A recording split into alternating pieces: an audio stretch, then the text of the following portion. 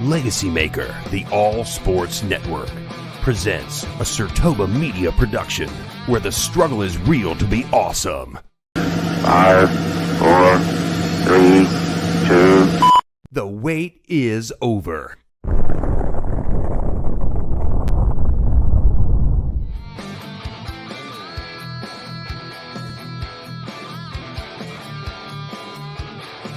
Get your popcorn ready. It's time for the In or Out sports debate with your hosts, Tyrone Montgomery Jr. of the LegacyMaker Sports Network and Drew Willingham. Hello, everyone, and welcome to episode 12 of the In or Out sports debate. I'm your host, Drew Willingham, along with this week's special guest. He is the host of the Balling Podcast. He is one of our writers for the LegacyMaker Sports Network for his Tales of the Week. An avid Philadelphia Eagles fan and one of my colleagues, Mr. Tyrone Montgomery Jr. How are you doing today? Drew, it's a pleasure and an honor, man. I'm doing good. How you doing, brother? Hey, I'm doing great, man. We survived COVID. It is 2022, and we are here together for the first time in 2 years doing a video together. This is great. Still keeping busy despite COVID, man. I'm loving it. Yeah, I got a little bit more hair. You got a little bit less, it looks like we got going on. So I've been letting the weave go out, for the past 18 months. So I promise I haven't been sleeping under a rock. I'm ready to roll with you. And we're going to have a good time today. So with that said, let's kick it off into round one. Round one. The Lakers are better off trading AD and keeping Westbrook for cap room to make moves this offseason. Ty, how are you feeling about that? Are you in or out on that, my friend? I'm sorry, D. Willie, but I'm out.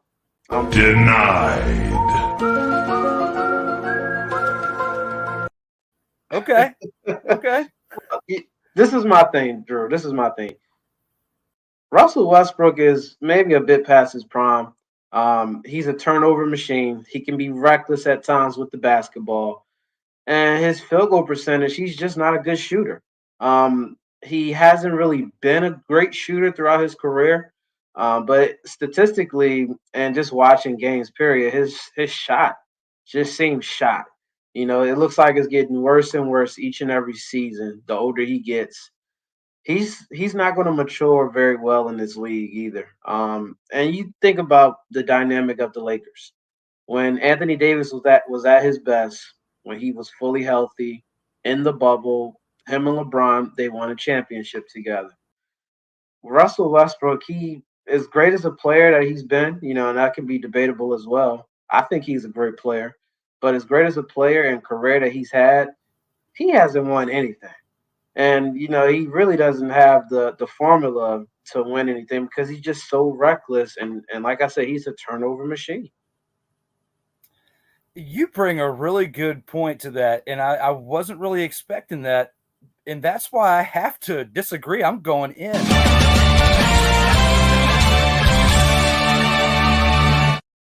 Oh.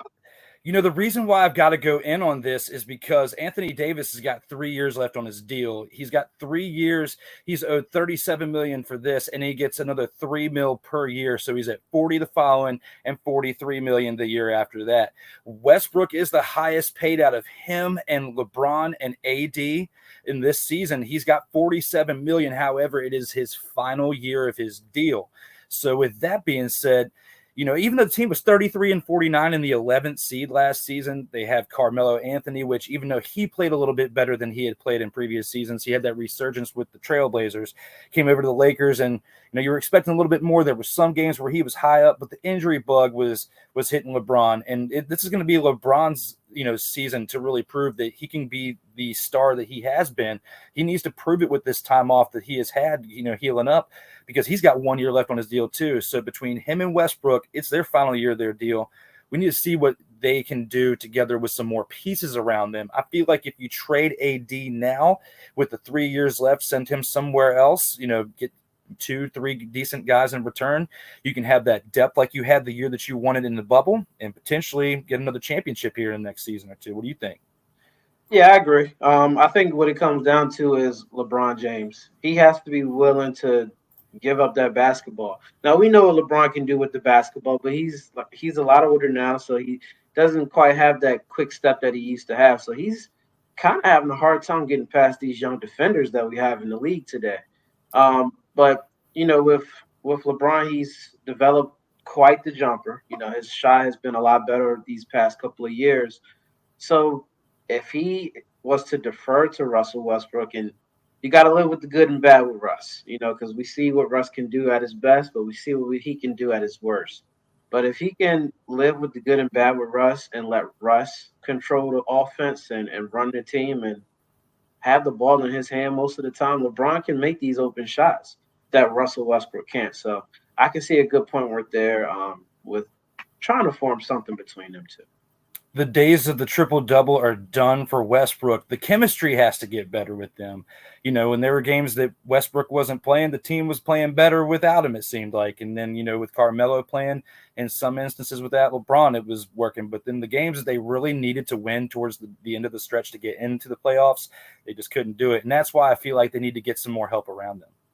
Absolutely. But I will say this, this past season was the first year that this big three were together. Anthony Davis missed basically half the season, if not over half. So, like as you mentioned, Russ was in and out of the lineup, and so has LeBron. So if they can get a full off season together and start the season healthy, at least until All-Star break, and just get some games in together, who knows, with the right coach, since they're searching, this thing could turn around in LA. It's going to be an interesting thing to see during this off season. And with that said, let's carry this momentum into round 2. Round 2. Ty's boy right here, Sam Howell, has everything it takes to be the quarterback and win for the Washington Commanders. Yes. Ty, I'm going to go ahead and click it.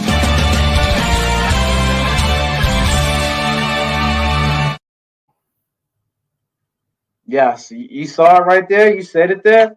Sam Howell was gold, man. I'm in on Sam Howell. I've watched him grow up in North Carolina. He spent 3 seasons there, and he's thrown for over 3,000 yards in all of his time in North Carolina with the Tar Heels. Now, the average quarterback height, preferably, you would want your quarterback to have some height, maybe at least 6'3" or 6'4". Sam Howell, he stops at about 6'1" or 6'2". But as we talked earlier, Sam Howell can make plays not just with his arm, but he can make plays with his legs. I look at his height and his size. I see Deshaun Watson is 6'2", Dak Prescott 6'2", Aaron Rodgers 6'2", and you also look at guys that are shorter than Sam Howell. Russell Wilson, I believe he's under 6 foot. Kyler Murray, he probably should have been a baseball player. He's a little height challenged as well, but all of these guys are productive quarterbacks. So I don't see why Sam Howell won't be successful in Washington. The only thing that will hold him back is being number 3 on that depth chart, because they do have Carson Wentz. They do have Taylor Heineke, and Washington has shown that they have a lot of faith in Heineke. So bringing in Carson Wentz only complicates matters even worse. But this Washington team, they're built on defense. Their defense is tough. They have a strong running game and Gibson when he's healthy. They also have some weapons. Terry McLaurin, he's one of the best wide receivers in the league. They just drafted Johan Dotson. There's another guy that played with Sam Howell at North Carolina that's on this Commanders team, Diami Brown. So the familiarity is there. The comfort level will be there. So Sam Howell has everything he needs to succeed in Washington, is my opinion. You almost changed my mind, Ty. Like, you really did. Like, you came really close. You had some really good points there. But prior to this, I premeditated. I'm out. Denied. The reason why I'm out is he's a 5th-round pick, right? And there's not many quarterbacks that, besides if you look at Dak Prescott, who went later in the draft, a while back, there's not many quarterbacks. Well, Tom Brady, I can't go too far. Even though that was a different time, different era, and he's a freak. There's not many people that can be a 5th-round pick and then be highly successful in this league. in my opinion. So I'm out on that fact. He's got something to prove, like you said. I'll piggyback off of that and the fact that he's going to be the QB3 on the depth chart. He's got Carson Wentz ahead of him, who has a lot to prove with everything that's been going on since Philadelphia, which we'll get to here shortly. And then, you got Taylor Heineke, which he's even got a famous shirt. I've got it in my closet. Sorry, guys, I am a fan of the team. But yeah. Taylor Heineke diving for the pylon in that playoff game, against the Bucs, and came this close to knocking off what would have been the Super Bowl champions that season. I can't write that kid out yet. He's got 1 year left to prove that he could potentially be a QB1, and he's got to go neck and neck with Carson Wentz. There's a lot of turmoil within this franchise. There's been a lot of turmoil for quite some time, from before the name change and the ownership and everything. You're going into the Lions' den, okay? You're going from simplicity in North Carolina, and of course, like you said, he grew up, right? But then you go to the Commanders now, we'll say. Got to be careful. The Commanders, and he went there, and it's the Lions den. He's got a lot of stuff ahead of him that he's got to face. So it's going to be really interesting to see how he can deal with that. It's not going to be as bad as being a New York Jet, New Jersey Jet, whatever they want to call him nowadays.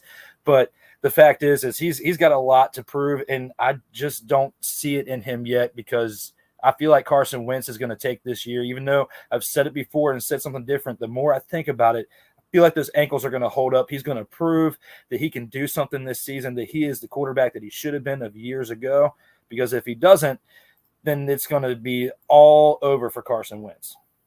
Let me ask you something, Drew. What round was Sam Howell drafted in again?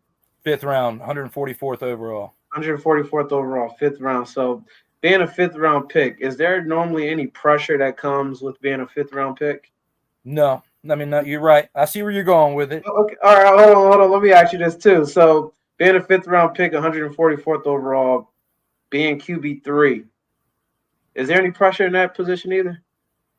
No, because you gotta get out of the QB3-1. So there's no pressure like you're saying, but you've got to get elevated from that position. So you still got to get the reps, which QB3s aren't going to get the reps that the QB1 or QB2 are going to get. So you have to make the best out of those reps. And just like in this picture that I made and this graphic that I made for this show, we got one so far. If he could have his arm back and he could throw it, but what does he do once that ball's released? Where's that ball going, and who's going to catch it and do something with it? You got Antonio Gandy Golden potentially going to the tight end position, who is, I believe he's 6'3", 6'4", but he put on 15 more pounds during the offseason. So potentially he can go to the tight end position. There's different moves are going to be happening here that's going to affect this offense that we just got to see what Sam Howell can do during the preseason and what he does with those reps. Yeah, absolutely. And I agree with you there. The way I'm looking at this Washington situation, me personally, I was a huge fan of Taylor Heineke. Huge fan. And for him to just come in and step into this position, I always thought Ryan Fitzpatrick was going to be the guy, but until he got that hip injury, things changed. And Taylor stepped up and he rose to the occasion. But as I said, this is just my opinion. I like Taylor, but do the Washington Commanders like Taylor after the season he just had, for them to bring in Carson Wentz? It just makes me scratch my head a little bit, like, why do this? And for them to draft Sam Howell. So, in my opinion, I feel like the Washington Commanders are not sold on Taylor Heineke. And neither one of us are sold on Carson Wentz. As much as a great season he's had with the Colts, not the Colts. The Colts last season. Yeah, the Colts, yeah. Yeah, with the Colts last season, he failed to win the big game to bring them to the playoffs. So I feel like Carson Wentz will probably get hurt again. And I feel like Taylor Heineke, they're not sold on him. So I feel like this QB3 position that Howell is in is just going to automatically bump him up to QB1 in due time. Yeah, it's all about the long game. It's all about playing it safe, but making the best of those reps. And Taylor Heineke's going to do one or two things. He's either going to rise to the occasion because he's got that feeling that this team doesn't believe in him, and he has to make the best of his reps too, because as of right now, he is QB2. And unfortunately, on paper, Wentz is QB1 because of what they're paying him, but because what they've invested in him too. It wasn't a whole lot, but even though he was on the Colts team where he should have been elevated more and done more and at least gotten out of the first round of the playoffs to get to that point, he didn't do so. So we saw the great demise at the end of the season, and hopefully we won't see a great demise going into round 3. Round 3. This one's a very interesting one, Ty, because when you really look back on it and you really think about it, this one does kind of make sense. The Golden State Warriors are poised to win it all this year, despite the decline in Steph Curry's production this postseason. What are your thoughts on that? Man, Drew, that's a loaded question. That's that's the works right there. Yeah, I have to say I'm in.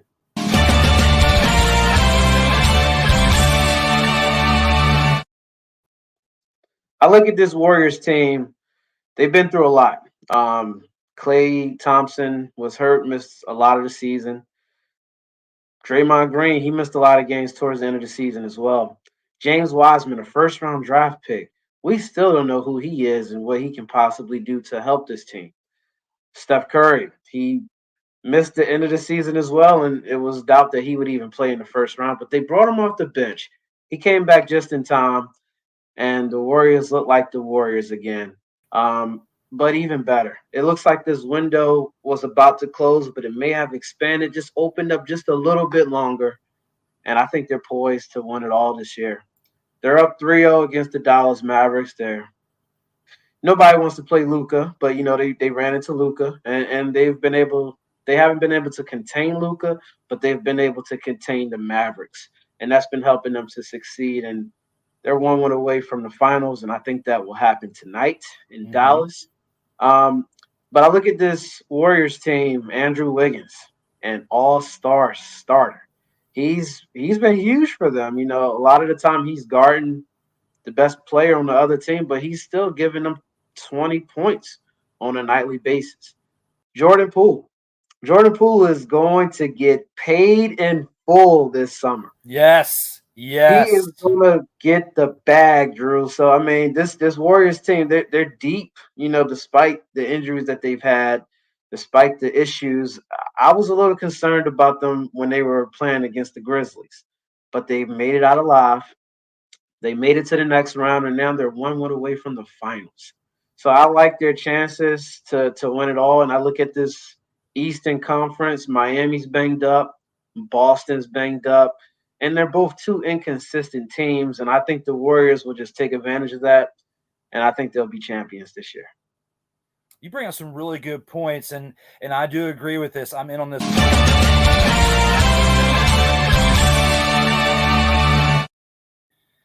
The biggest reason that's the biggest stat that really affects Curry this year in this postseason is he's below 82% in free throw percentage. He's usually a pretty good free throw shooter. And this season, if you look back on it 3 months ago, like even up to 3 months ago, Curry was in a funk up until that point. He really turned it on during that point and then got to where he is now, to where he's semi-productive. But even throughout the playoffs, that free throw percentage is just atrocious when you look back on his career. The resurgence of Klay Thompson, even though he had the injury bug, like you said, the resurgence of him, he has stepped it up in this playoffs, which has really helped with Jordan Poole and Draymond Green. If it wasn't for them, it's their play that has really propelled this team to be 3-0 against the Mavericks at this point.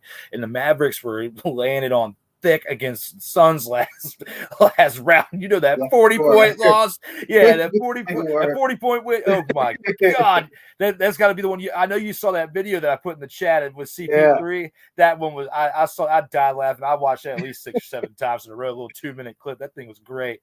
I love that little short on there. But like you said, the arrival of Jordan Poole, he is going to get paid. Like you said, this is the arrival of him, and he's setting the tone for this Warriors team for years to come, because in a league where everybody's getting paid, where we're just talking about Westbrook with the $47 million contract, and LeBron with 44, and AD's goes up to 43 by the third year that's going to be ending here in a few years.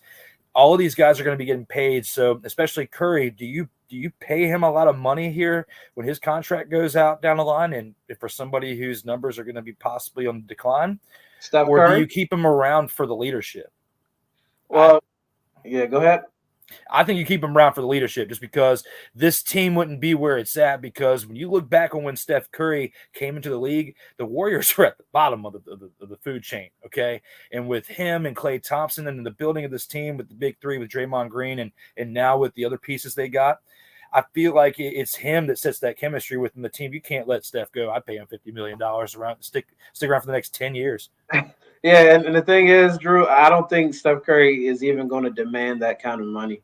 I think he sees the big picture, and I think he's looking at the same thing we're looking at. He's only getting older, and this team needs him. Rather, he's productive on the court, he's still going to be a productive player off the court, in the locker room, on that bench. And I look at this team like this. This is a family. This is a brotherhood. This is what every NBA team wants, a good culture. And Draymond Green, he's kind of been declining a little bit, injuries and stuff like that. His shooting has been off, but he's still around. And Klay Thompson has been hit with the injury bug. He's still around. And I can see this team with their core, their big three, and Klay, Steph, and Curry, Steph Curry, and Draymond, rather. I can see all of them joining this coaching staff.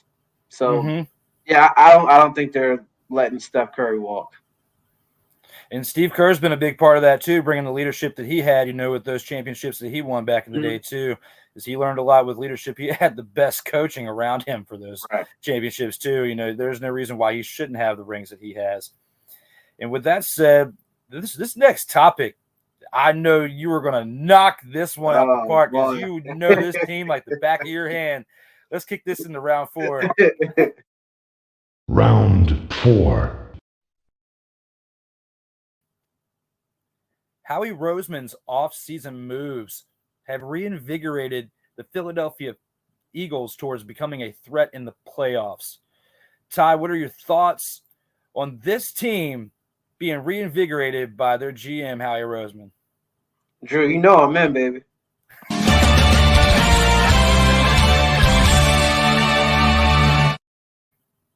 Look, man, Howie is probably the best GM in football.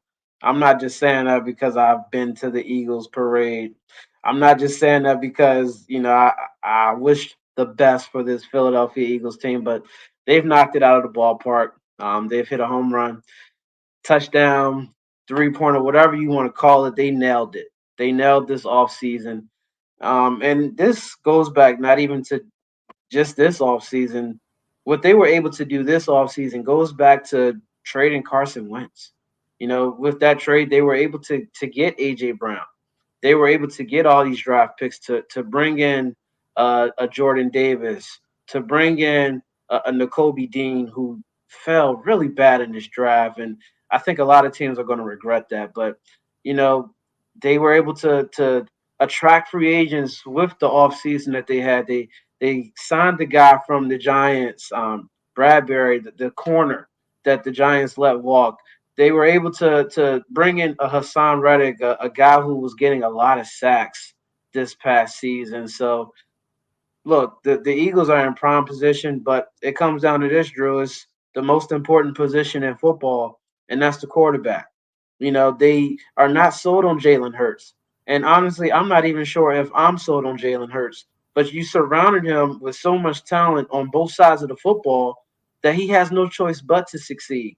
So if he can't get the job done this season, the Eagles will just go out and find somebody who can. Rather it's through the draft because they, like I said, they were able to make moves in the past to put themselves in better position for the future. They'll have 2 first-round draft picks in next year's draft. So they can easily move up in the draft if they want to get the quarterback that they're looking for, or they can go to free agency or just make a trade for possibly a Dak Prescott who may become available, and Aaron Rodgers, who you and I both know, especially Darrell knows, who may become available. So they have everything they need. They just got to get the quarterback right. And I definitely agree with that. I'm in on this as well.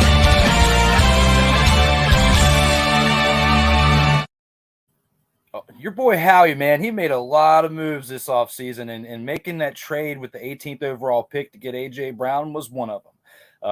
Picking up Nakobe Dean and the fact that he slipped to that pick was mind-blowing with that too, and you got to steal with Nakobe Dean on that as well.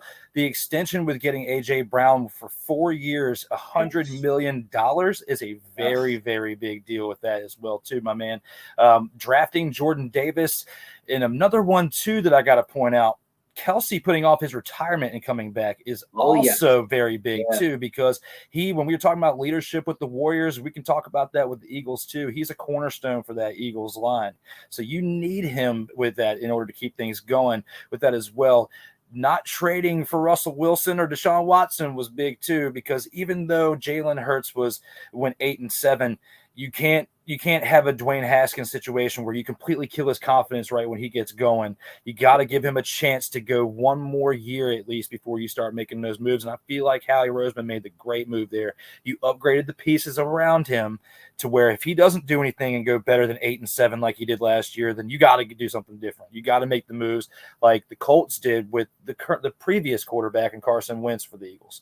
So it's all a domino effect now, and you got rid of Wentz because you had Hurts. So now you got to prove that was the right move. And if not, then even though Howie Roseman himself got an extension this offseason, it might not be enough to keep him around as well. Another big one too was releasing Fletcher Cox and then re-signing him.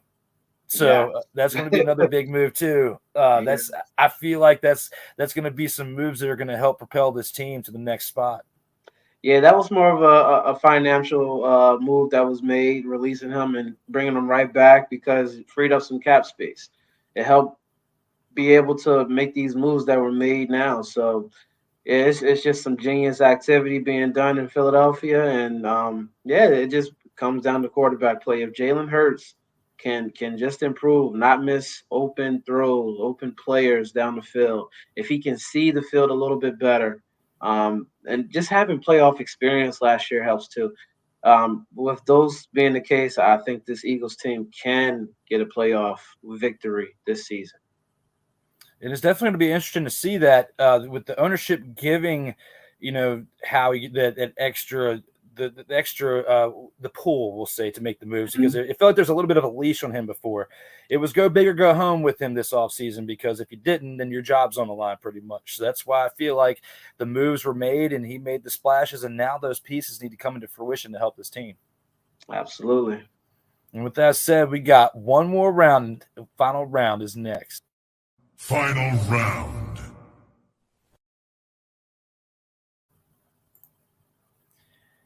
And this one, I got to give Ty props for this one. This was one in the LegacyMaker group chat about a week or two ago, and Ty was having a conversation about having a star big man.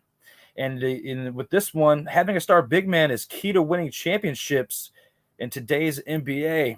Ty, what are your thoughts on that? I'm out, man. Denied.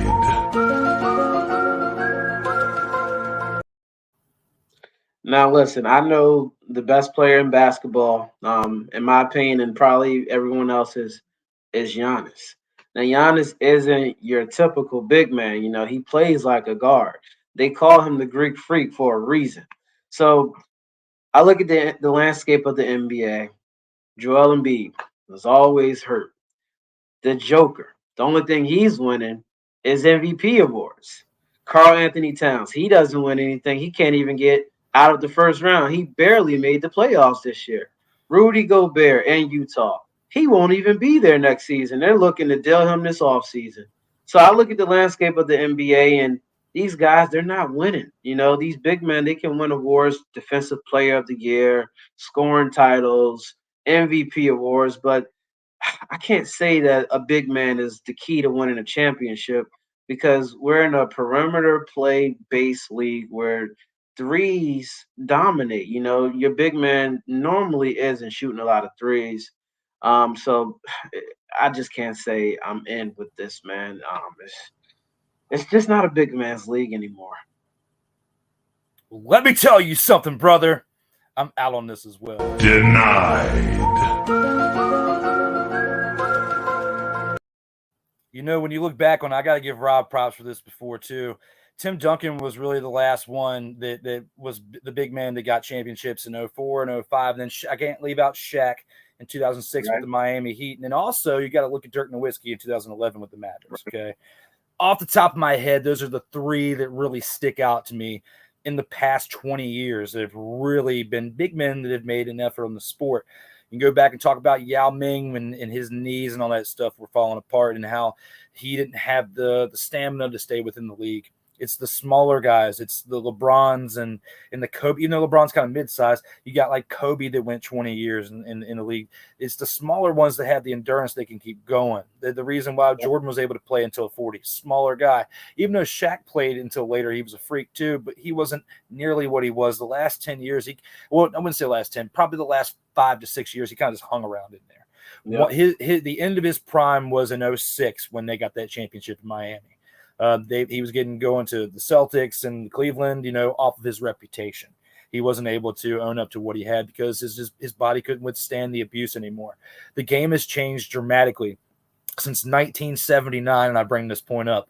Magic Johnson was able to go from the point guard and play center, and you can look back in the documentaries and Winning Time and stuff like that and see where when Kareem went down with that broken ankle, he had to step it up, and there was nobody else that could play the center and stop that team if it wasn't for Magic playing against the Sixers that way. So your team. So again, with that being said, the game is more versatile now. You got people that can play more positions, more of like a hybrid role that aren't just stuck in one position.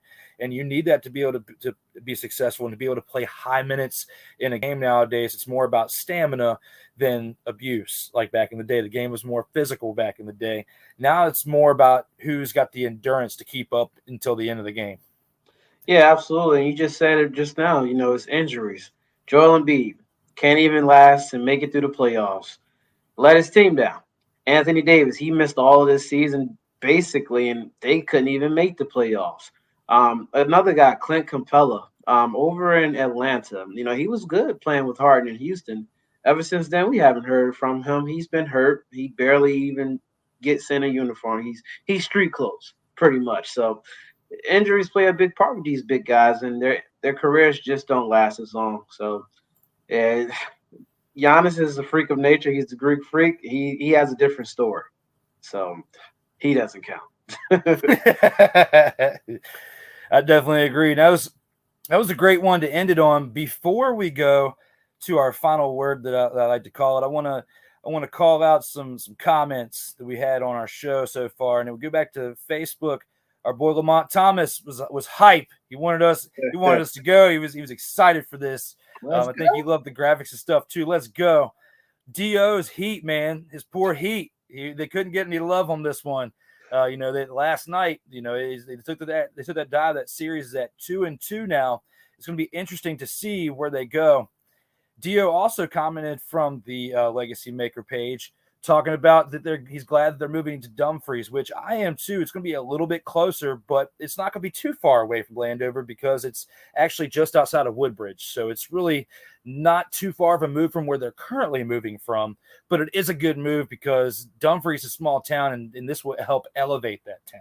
Yeah, we can hit up the mall right afterwards, Potomac Mills. Mm-hmm. A spot. Our boy Jay Quimby commented until Snyder moves them to Germany. If Snyder's there. Darrell feels that Sam Howell is not a risk for the Commanders, so he's backing you on that one. He feels that they're not a risk on that.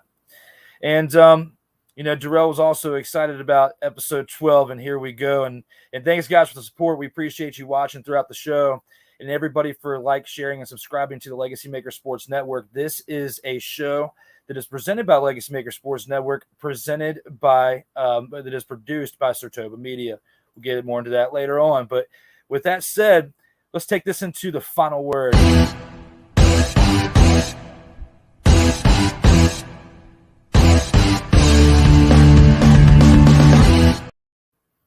with the final word, Mr. Montgomery, what do you have to say for your final word in today's episode? I still do. I love the NBA. I'm a huge basketball fan. But at this point, I'm kind of just ready for the season to end.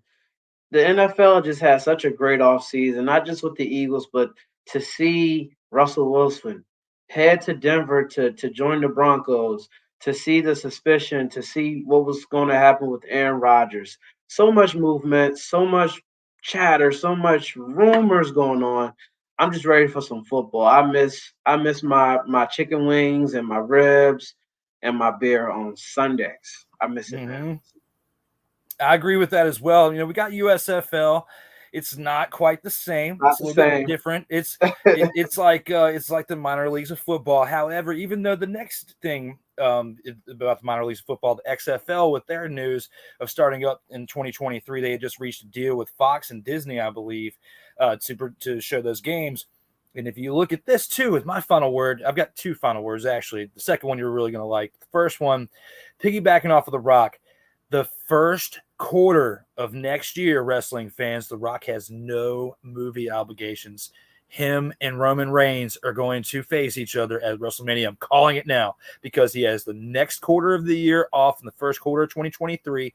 Also to promote the XFL, because the XFL will be starting up in the beginning quarter of 2023, but it's going to happen. I'm calling it now. That's what's happening with The Rock. That's a good point. I didn't think about that. I knew he was shooting Black Adam. Do you know when did he finish that already, or? No. He's still got projects throughout the year, this year, but the first quarter of 2023, he's going to have it open. So yeah, next year he's going to have it open. So it's going to be interesting to see that. Like what you did there. My man. And now with that, like I said, I had part two. I want to go back and pay homage to my guy right here, Mr. Montgomery.